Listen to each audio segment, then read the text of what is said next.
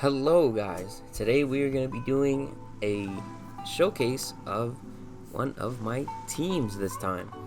So this team is Mono Geo, but not quite the usual Mono Geo. Typically Mono Geo consists of Zhongli, Gorou, Albedo, and Ito. I do not have Ito or Albedo. I do have Yunjin and Noelle. So it's still Mono Geo, but it's just not like traditional Mono Geo. So Zhongli has the Vortex Vanquisher, which Zhongli is one of the only characters, one of the few characters where his main weapon is not anywhere near his best weapon. It looks so damn cool on him though that it's you can't not use it. It's too damn cool.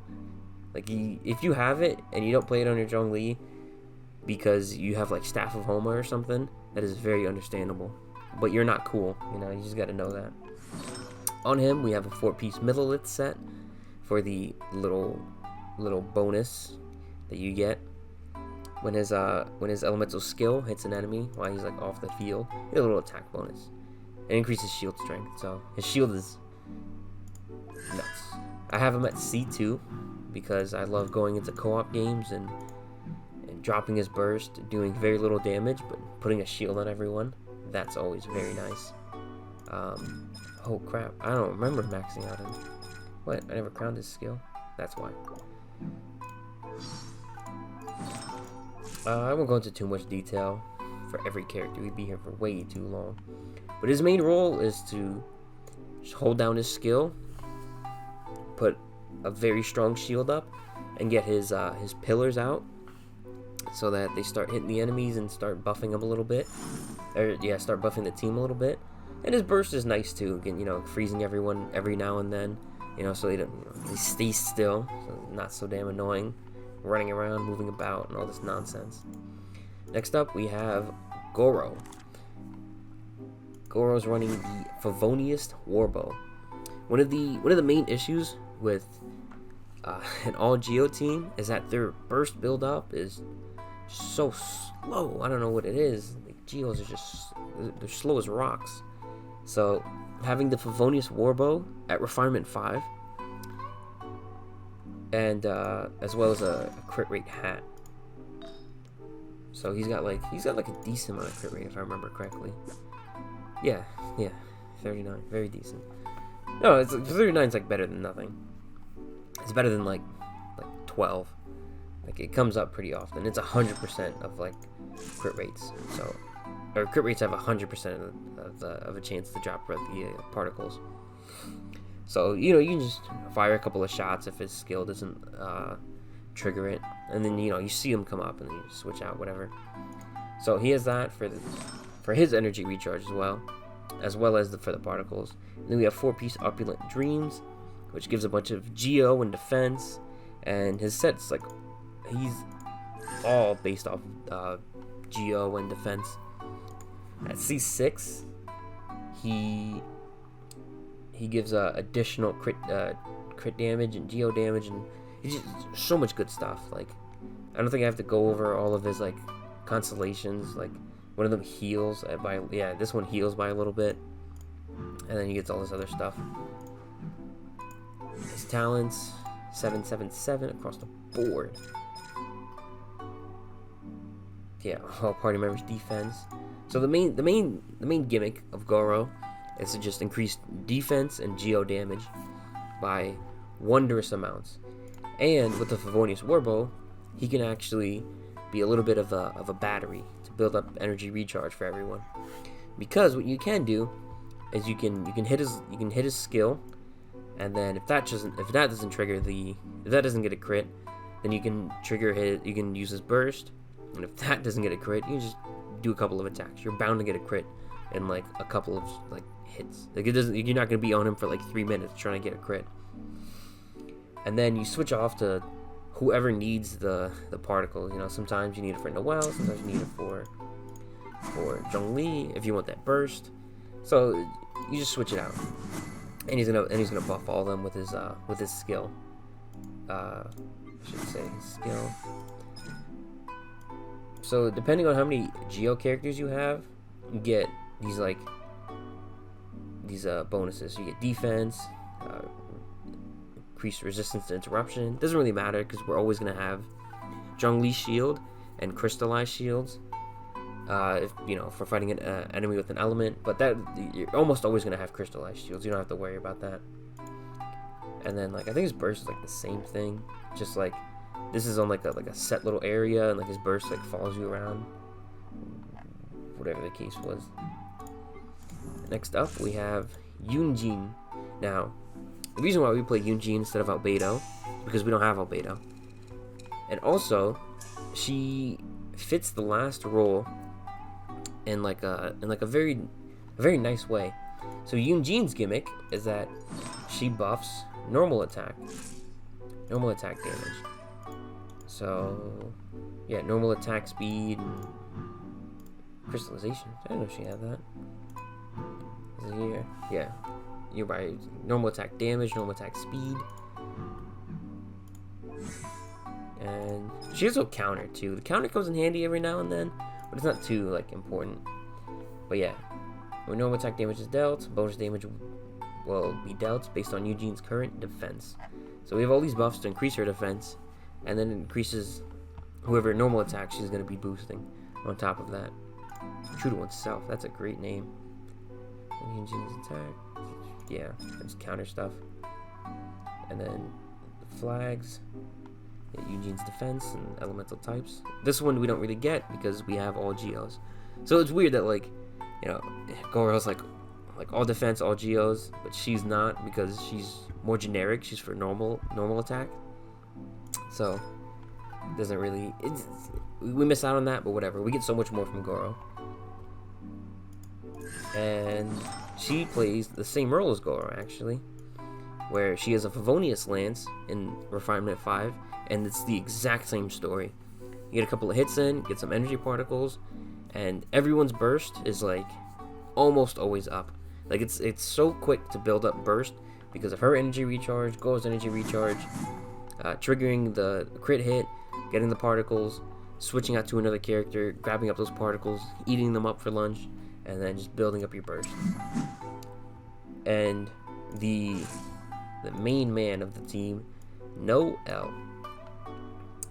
Noelle is a Geo DPS that works exactly the same as Ito.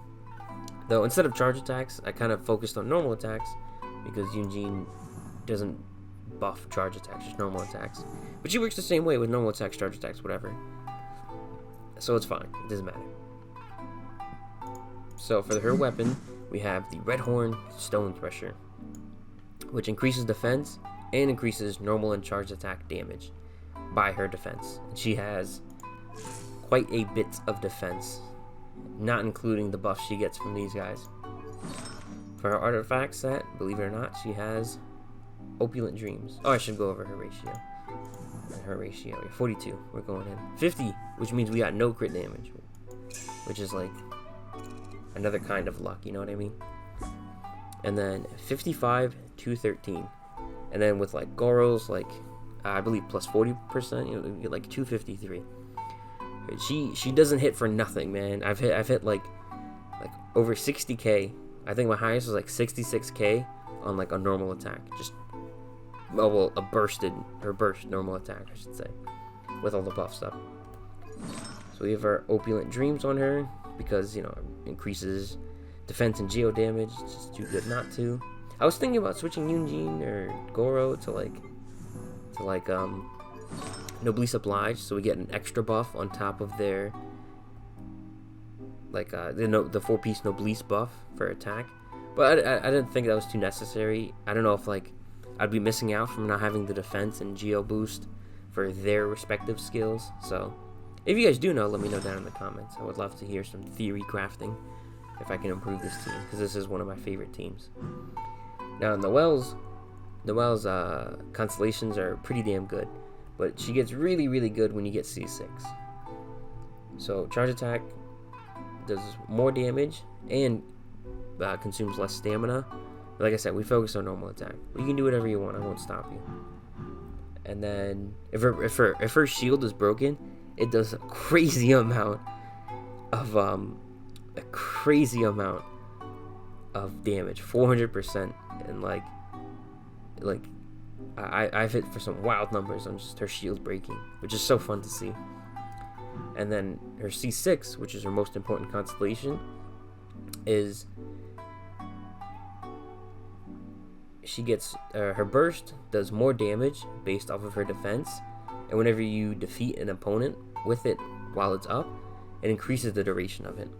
Another interesting note about Noelle's burst is that sometimes, you know, you put up Zhongli's shield, and you put up Gorou's skill and burst, and Yunjin's burst, and then you switch to Noelle, and then you realize, like, oh man, I forgot to put up this guy's burst, but I already put up her burst. Well, you can actually switch out of her burst, switch out into another character while her burst is up, and you switch back to her, and her burst is still up. She's the only character that it remains that she gets like an elemental infusion on her weapon, and when you switch out and come back, it's still there, which is a very, very handy thing to have if this is like one of your first teams doing something like this, because everyone's burst and skills, you just use it and you throw it up, and then it's out there. You don't have to worry about it. But her, if you do forget, it's very lenient. You can go to someone else, use it again, and then come back to her. You lose a couple of seconds, but whatever. It's not like you wasted a burst. So we have 8 on her normal attack, 10 on her shield. Her shield's not like important. You don't have to worry about it. You have it just for an extra shield, but Zhongli's shield is just better. You're gonna have Zhongli's shield like a lot longer because of how quick the cooldown is. Her shield, you kind of just throw it up just because it's there. You might as well. And it and she also heals on top of that. On top of being the main DPS, she's also the main healer. So as long as she's alive, everyone's alive. You don't have to worry about anything. Everyone else is gonna die, and you're all gonna live. It's absolutely crazy. And her burst converts her normal attack to geo damage, and it's not just like a little bit of pyro on her sword. Like her sword like doubles or even triples in length. I've never measured it, but it's like double or triples in length. Like the amount of enemies you can hit in one swing and all hit for like a large amount of damage, it's pretty damn wild. You can hit like a whole group of enemies and like kill them all in one hit. Like if you have all the buffs up and everything going right. Like not only does she have crazy DPS, but she also has it's almost like she has crowd control because of how like huge her burst is. And then yeah, if another character is low on health while she's in the party, she'll put a little shield up on him. When you switch out though, it'll like go away and it's not like that strong. And if one of your other characters is low on health and she's putting the shield up on him, you're probably not in a good position, but it's better than nothing. It comes in handy every now and then. And this one, charge attack stuff. We don't worry about charge attack. So yeah, like I said, simple. I have them equipped. So yeah, you just Zhongli's shield, Gorou's skill, and then wow, he was so close to having his burst. And then Yunjin's skill, and then use her burst, and then switch to Noelle, her skill, her burst. Hey, look at the length of this sword. It's like double the length. It's insane. So yeah, it doesn't look too impressive, but you can hit some pretty wild numbers. Like I've said, I've hit like 60 Ks on just a completely buffed normal attack. Like this team is so easy to build. Like all of these characters have been out for a very long time. Like you would need C6 of all 3 of these guys, which sucks because they're 4 stars. Noelle's basically a free character. Yunjin and Gorou are a little bit trickier to get. You can get a free Yunjin like every Lantern Rite festival. She's a leeway character. You need a free leeway character. And Gorou, you just have to pull him. But like I think even if they weren't like maxed out, I think this would be a pretty solid team early game. And you could even like You can even go as far as to like not have. You can even go as far to have just 3 Geo characters. So like if you don't have Zhongli, you can just throw in like a Xing Shou or something, just like random little defense or something. You can throw. It's a little flexible because you only need like, you really only need 3 Geos for Gorou to be at like full power, and you do get a little bit of a boost for having another different elemental type. But it's a little flexible. It's a variation of a very hard team to build, because that team is like three 5-stars and C6 Gorou. So it's like an easier iteration, but even still, you can knock it down a little bit to make it easier to play. This team is a bit flexible, but this is like the best that I've come up with so far. Who knows how the tide will change in the future. So yeah, that's gonna be it for this video. Let me know what you guys think down in the comments of my team. Is it great? Is it shit? Let me know, because I'm trying my best out here. And also, let me know what kind of teams you guys are running. Let me know what interesting teams. What's the word? Coordination? There's a better word for it. There's a word for it. Like 2 people that work really well together and mesh really well together. But yeah, let me know what characters go really well together that you figured out that work well in a team, or teams that work well completely all together. Like I love hearing about that kind of stuff, getting inspired by your ideas. Maybe I can build another cool team. Maybe you and I can work together and build a team. So that's gonna be it for this video. Like, comment, subscribe. Thank you guys for watching. Have a wonderful day.